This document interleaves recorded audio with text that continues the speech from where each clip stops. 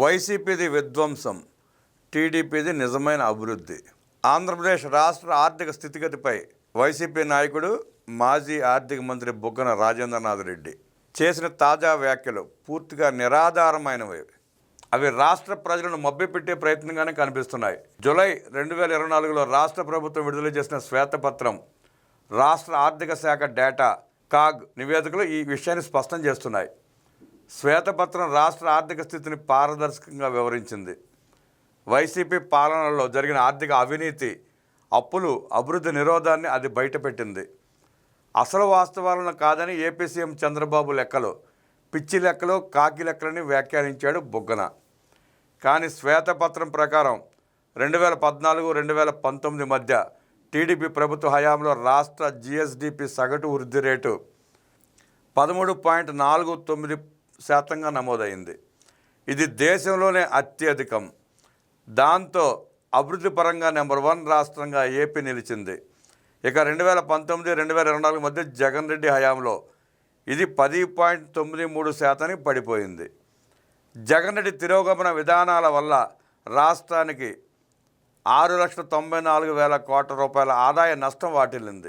బుగ్గన రాజేంద్రనాథ్ రెడ్డి ఏమో ఇదంతా ప్రజలను నమ్మరు అంటున్నారు. కానీ కాగ్, రాష్ట్ర ఆర్థిక శాఖ రికార్డులు ఇదే విషయాన్ని తేటతెల్లం చేస్తున్నాయి. వైసీపీ పాలన రాష్ట్ర ఆర్థిక వ్యవస్థను దెబ్బతీసిన తీరును అవి కళ్లకు కడుతున్నాయి. 2019-2024 స్థూల ఉత్పత్తి 10.2%, ఆదాయం 9% పెరిగినట్లు బుగ్గన చెబుతున్నాడు. ఇది పూర్తిగా అసత్యం. అధికారిక డేటా ప్రకారం వైసీపీ హయాంలో జీఎస్డీపీ వృద్ధి రేటు సగటున 10.93% మాత్రమే. కానీ కోవిడ్ సమయంలో 2.58% నెగిటివ్ గ్రోత్ చూసింది. వ్యవసాయ రంగ వృద్ధి 16% నుంచి 11.9%కి, సేవల రంగం 11.9% నుంచి 9.9%కి పడిపోయింది. దీనివల్ల రాష్ట్రం 76,195 కోట్ల రూపాయల అదనపు ఆదాయం కోల్పోయింది. టీడీపీ హయాంలో మాదిరిగా 13.5% గ్రోత్ కొనసాగి ఉంటే ఏపీ పరిస్థితి మరోలా ఉండేది. తలసరి ఆదాయం విషయంలో కూడా 2014లో ఏపీ, తెలంగాణ మధ్య 35% తేడా ఉండగా టీడీపీ హయాంలో అది 27.5%కి తగ్గింది. వైసీపీ హయాంలో అది 44%కి పెరిగింది. దీనివల్ల తెలంగాణతో పోలిస్తే ఏపీ ఆదాయం చాలా దిగువకు పడిపోయింది. ఇవన్నీ కాగ్ శ్వేతపత్రం లెక్కలే. వైసీపీ అసమర్థతకు ఇవి తార్కాణాలు. కూటమి హయాంలో 12% స్థూల ఉత్పత్తి పెరిగితే ఆదాయం 3% మాత్రమే ఎందుకు ఉంది? మీరు ధనికులయ్యారు కానీ ఆదాయం లేదని బుగ్గన అంటున్నాడు. ఇది వాస్తవాలను వక్రీకరించడమే. గత టీడీపీ ప్రభుత్వ హయాంలో జీఎస్డీపీ వృద్ధి 14% ఉండగా ఆదాయం పెరుగుదల కూడా 2 అంకెల్లోనే ఉంది. తలసరి ఆదాయం 82,870 రూపాయల నుంచి 1,43,000కు పెరిగింది. వైసీపీ హయాంలో తలసరి ఆదాయం వృద్ధి సింగిల్ డిజిట్ 1.3%కి పడిపోయింది. ధనికులు ఎలా అయ్యారని ఎద్దేవా చేస్తున్న బుగ్గనకు తెలియాల్సిన విషయం ఏంటంటే టీడీపీ హయాంలో సంక్షేమానికి బడ్జెట్లో 34% ఖర్చు చేశారు. వృద్ధాప్య పెన్షన్ 200 నుంచి 2,000కు పెంచారు. 20 లక్షల విద్యార్థులకు స్కాలర్షిప్లు ఇచ్చారు. ఇదంతా ప్రజల కోసమే. కానీ జగన్ రెడ్డి హయాంలో అప్పులు చేసి ప్రజలపై ఛార్జీలు, పన్నులు మోపారు. విద్యుత్, ఆర్టీసీ, ఇసుక, చెత్తపై కూడా పన్నులు వేశారు. 2019లో టీడీపీ ప్రభుత్వం దిగిపోయేటప్పుడు 3 లక్షల కోట్ల రూపాయలకు పైగా అప్పు ఉంటే తమ హయాంలో 3,32,000 కోట్ల రూపాయల అప్పు మాత్రమే చేశామని బుగ్గన చిలక పలుకులు పలుకుతున్నాడు. కానీ 2019లో టీడీపీ హయాంలో రాష్ట్ర అప్పు 2,57,000 కోట్ల రూపాయలు పబ్లిక్ డెబిట్ సహా. జగన్ హయాంలో ఇది 9,74,000 కోట్లకు చేరింది. ఇందులో ప్రభుత్వ అప్పు 4,38,000 కోట్లు, కార్పొరేషన్ల అప్పు 2,48,000 కోట్లు, బకాయిలు 1,35,000 కోట్లు సహా ఆఫ్ బడ్జెట్ బారోయింగ్స్ ద్వారా వైసీపీ ప్రభుత్వం మరో 25,000 కోట్ల రూపాయలు అప్పు చేసి బడ్జెట్ పుస్తకాలలో చూపకుండా దారి మళ్లించింది. ఇది రాజ్యాంగంలోని ఆర్టికల్ 293/3, 266/1కు విరుద్ధం. తలసరి అప్పు టీడీపీ హయాంలో 74,790 రూపాయలు ఉంటే వైసీపీ హయాంలో 1,44,336 రూపాయలకు పెరిగిపోయింది. విద్యుత్ రంగంలోనే 1,29,000 కోట్ల రూపాయల నష్టాలు, 12,250 కోట్ల రూపాయల అదనపు భారం ప్రజలపై మోపారు. ఈ అప్పుల డేటా కాగ్ నివేదిక శ్వేతపత్రం చూస్తే తెలుస్తుంది. కేంద్ర నిధులు తాము వాడుకోలేదని టీడీపీ గత ఏలుబడిలో పోలవరం కోసం 2,348 కోట్ల రూపాయల అడ్వాన్స్ తీసుకుని దారి మళ్లించారని బొగ్గన నిస్సిగ్గుగా బొంకుతున్నాడు. వాస్తవానికి వారి హయాంలోనే కేంద్ర నిధులను దారి మళ్లించారు. విపత్తు నిధులు, పోలవరం గ్రామ పంచాయతీల నిధులు మళ్లించడం సహా 40,000 కోట్ల రూపాయల ప్రభుత్వ ఆస్తులను తాకట్టు పెట్టారు. పోలవరం విషయంలో టీడీపీ హయాంలో 15,364 కోట్ల రూపాయలు ఖర్చు చేసి పనులు ముందుకు తీసుకువెళ్లారు. వైసీపీ రివర్స్ టెండరింగ్ అసమర్థత వల్ల 45,000 కోట్ల రూపాయల నష్టం వాటిల్లింది. 4,900 కోట్ల రూపాయల మరమ్మతులు, 3,000 కోట్ల రూపాయల హైడల్ విద్యుత్ నష్టం జరిగింది. కేంద్ర జల వనరుల శాఖ హెచ్చరికలు వారి హయాంలోనే వచ్చాయి.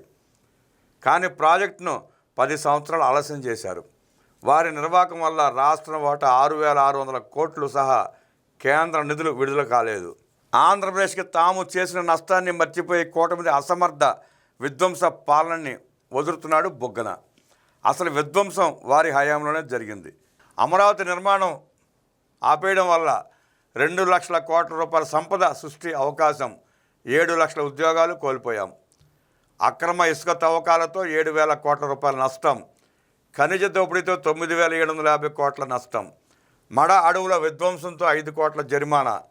ఇలా అంతా విధ్వంసమే. 33 సంవత్సరాల నుంచి 4,738 కోట్ల రూపాయల నిధులు దారి మళ్లించారు. శ్రీనిధి 750 కోట్ల రూపాయలు, మారిటైమ్ బోర్డు 1,200 కోట్ల రూపాయలు మొదలైనవి. ఇది వైసీపీ అసమర్థ లూటీకి నిదర్శనం. ఈ విధ్వంసకర పాలన శ్వేతపత్రం ద్వారా బయటపడింది. బొగ్గన రాజేంద్రనాథ్ రెడ్డి ఆరోపణలు వింటే కోపం రాకుండా ఉండదు. వాస్తవాలు దాచిపెట్టి ప్రజల ముందు అడ్డగోలుగా అబద్ధాలు చెప్పడం అలవాటైపోయింది ఆయనకు. కూటమి చూపిస్తున్నవి కాగ్ లెక్కలు, ఆర్థిక శాఖ రిపోర్ట్లు. అవి అర్థం కాకపోతే అడగాలి, కానీ వాటిని పిచ్చి లెక్కలు అనడం ఆయన అసమర్థతకు నిదర్శనం. టీడీపీ పాలనలో ఆంధ్రప్రదేశ్ దేశంలోనే వేగంగా ఎదిగింది. వైసీపీ వచ్చిన తర్వాత రాష్ట్ర అభివృద్ధి ఆగిపోయింది, ప్రగతి పడిపోయింది. ఇది వాస్తవం. 2019, 2024లో వృద్ధి అద్భుతమని వైసీపీ నేతలు చెప్పుకుంటారు. కానీ వారి పాలనలోనే రాష్ట్రం నెగిటివ్ గ్రోత్ నమోదు చేసింది. టీడీపీ వేసిన పునాదుల మీదే రాష్ట్రం నడిచింది.